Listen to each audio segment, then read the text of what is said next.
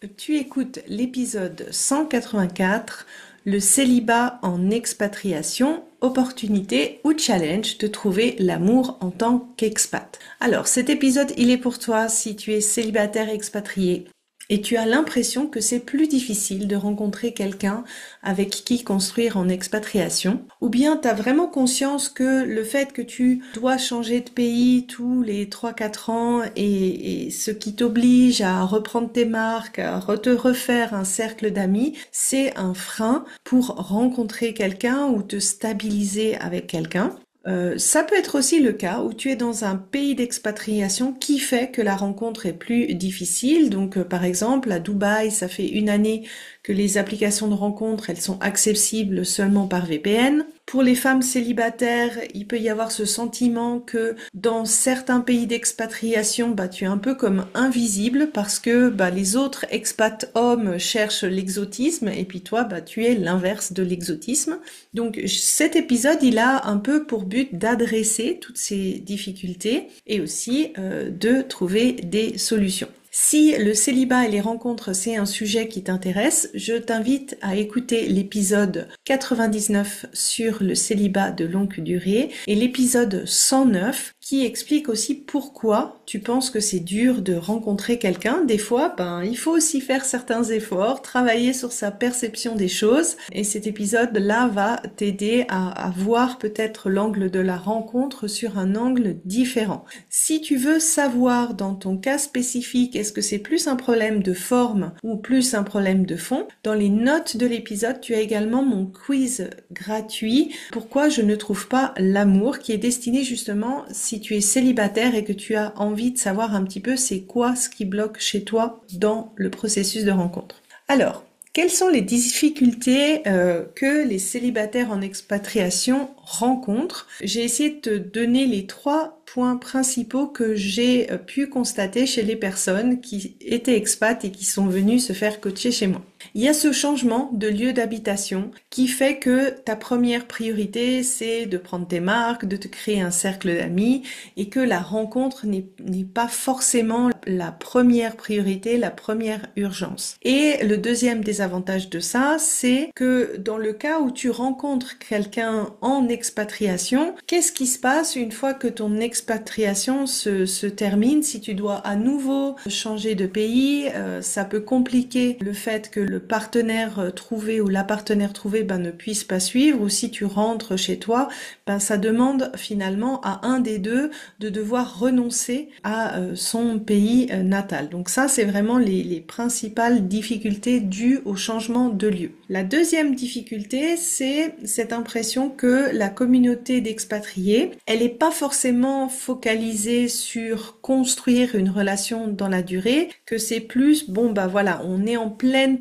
période de croissance, d'épanouissement professionnel et l'expatriation c'est plus une manière en fait de s'amuser, de se développer professionnellement plutôt que de construire une relation sur le long terme, faire sa famille, etc.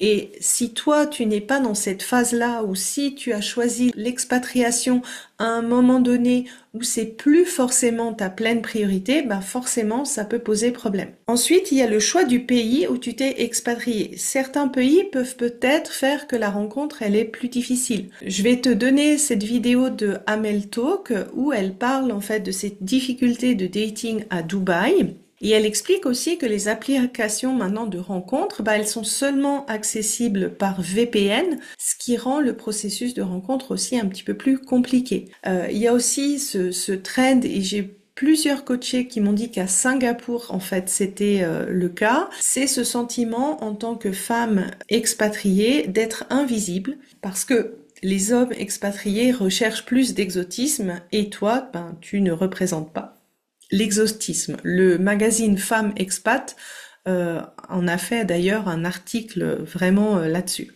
Donc ça, c'est du côté des difficultés. Le gros avantage, et c'est pour moi l'expatriation, tout n'est pas négatif, parce que de un, tu vas rencontrer des personnes qui souhaitent une expansion, quelque part une croissance qui est peut-être au niveau professionnel, mais ça reflète aussi certaines valeurs en termes personnels, qu'est-ce qu'on recherche en fait dans notre vie. Et l'expatriation, a comme autre et grand avantage, c'est que ça t'oblige en fait à sortir de ta zone de confort, ça t'oblige à rencontrer de nouvelles personnes et qui potentiellement contribuent à rencontrer ton futur partenaire. Et ça, tu ne le ferais pas si tu serais resté dans ta ville natale avec tes amis d'enfance. Donc, si tu veux, pour décider si l'expatriation c'est pour toi ou pas, c'est vraiment une question de priorité dans ta vie. Qu'est-ce qui est le plus important pour toi maintenant? Est-ce que c'est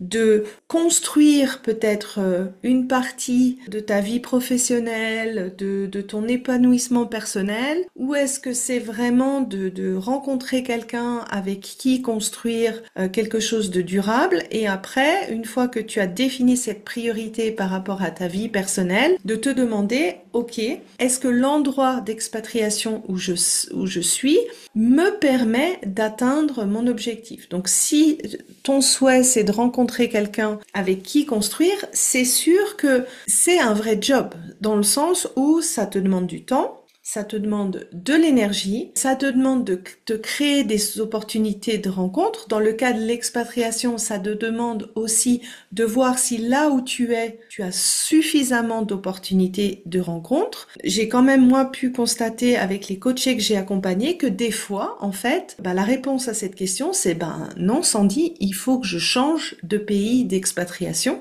Parce que le job que j'ai, la circonstance que j'ai, c'est vraiment difficile pour rencontrer suffisamment de personnes qui me plaisent. Et pour évaluer en fait si ton expatriation est un frein dans la rencontre ou pas, je te propose de te poser les questions suivantes. Donc, demande-toi si tu arrives suffisamment à rencontrer de nouvelles personnes. Demande-toi si tu arrives à rencontrer suffisamment de personnes qui recherchent une relation dans la durée. Demande-toi si ton travail te laisse suffisamment de temps et d'énergie et de stabilité pour favoriser la rencontre.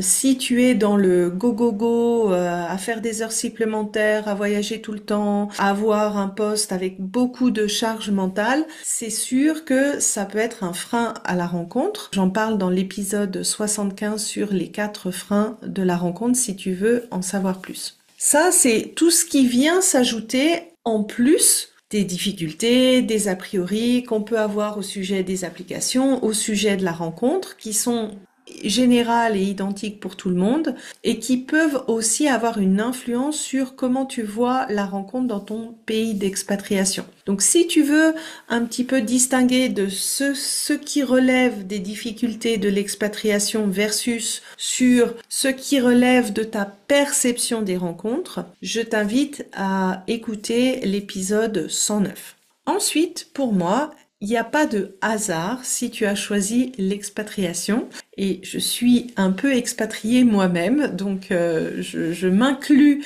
dans cette analyse-là. J'ai aussi remarqué qu'il y avait des schémas qui se retrouvaient beaucoup plus chez les expats. Le premier, c'est un schéma en lien avec ta place. Si tu as eu le sentiment de ne pas avoir vraiment ta place dans ta famille, ou que tu devais prouver ta place, ou que tu n'étais pas désiré, enfin toutes ces variations-là, ça peut faire que inconsciemment tu vas t'éloigner de tes proches et de ta famille parce que tu as moins d'attache, parce que tu te sens faisant moins partie de cette tribu ou parce que tu ressens le besoin de prouver ta valeur en réussissant. Et si tu veux, l'expatriation, ça te permet en fait de répondre à ce problème de place. Le deuxième schéma que je vois aussi souvent chez les expats que j'accompagne, c'est le schéma d'abus.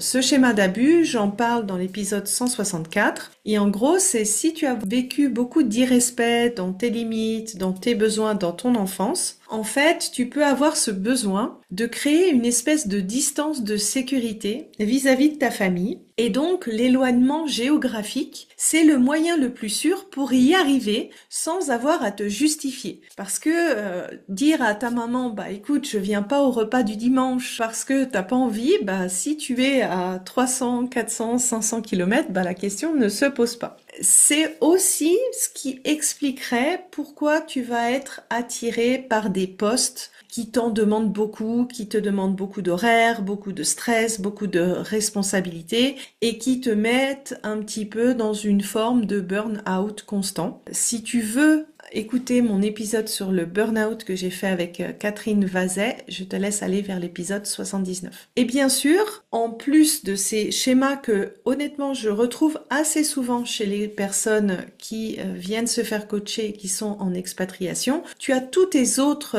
schémas amoureux qui sont vraiment propres à ton histoire personnelle, à ton enfance, tes relations précédentes, etc., etc.